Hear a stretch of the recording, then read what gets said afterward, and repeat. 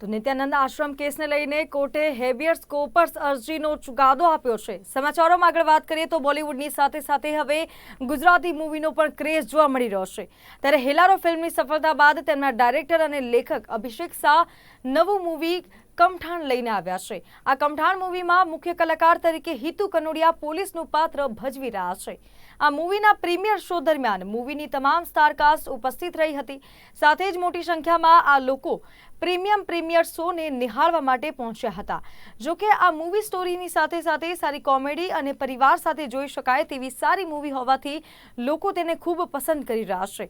આ ફિલ્મની વાત કરીએ તો ચોર પોલીસના ઘરમાંથી ચોરી કરીને કેવી રીતે ફરાર થાય છે અને પોલીસ તેને કેવી રીતે શોધે છે તેની વચ્ચેનો રોમાંચ આ ફિલ્મમાં જોવા મળશે।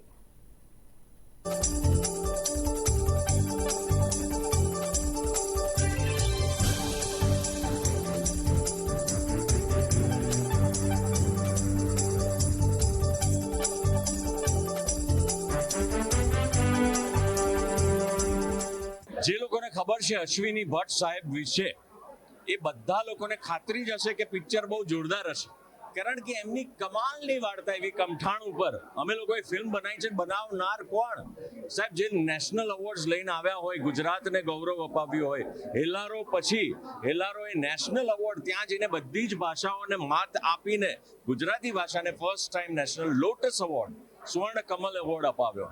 એ મેકર્સ એટલે એક સેફ પ્લેટફોર્મ ઉપર અમે લોકો હતા, કેમ કે આ આખા મેકર્સ બધું ખૂબ મહેનત કરીને કરે છે।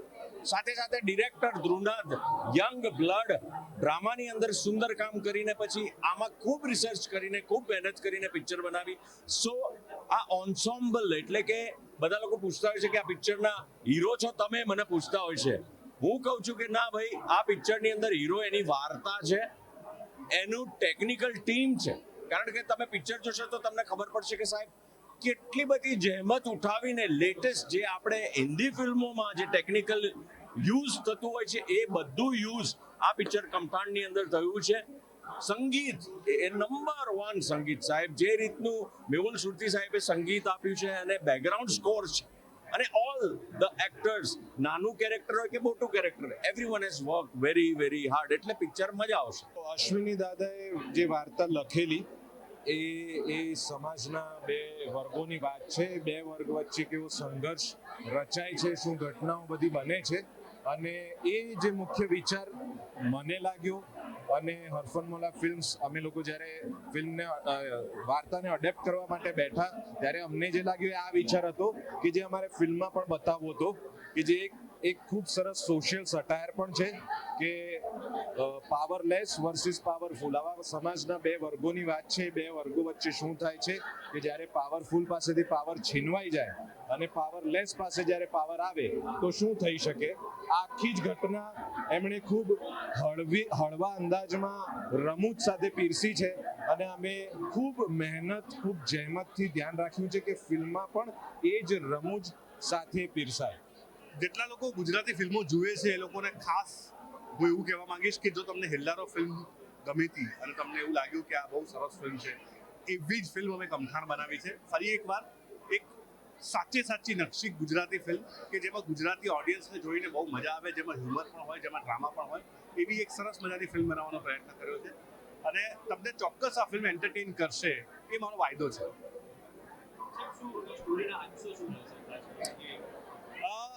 આ ફિલ્મમાં એક ચોર એક ઘરમાં ચોરી કરવા ઉતરે છે, એને ખબર નથી આ કયું ઘર છે અને પોલીસ ઇન્સ્પેક્ટરનું ઘર છે।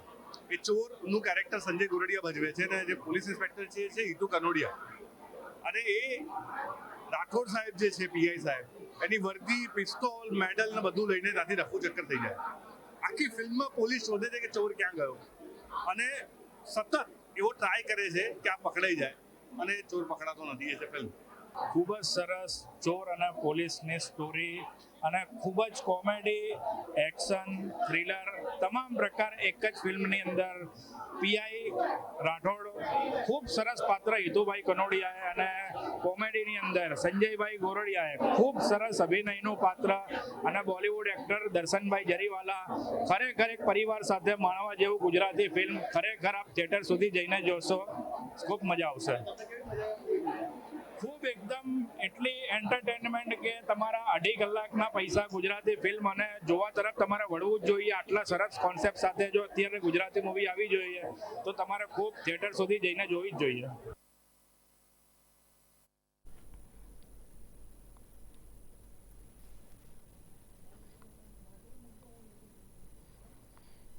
તો સમાચારોમાં હાલ બસ આટલું જ. વધુ સમાચાર માટે આપ જોતા રહો નિર્માણ ન્યૂઝ. નમસ્કાર.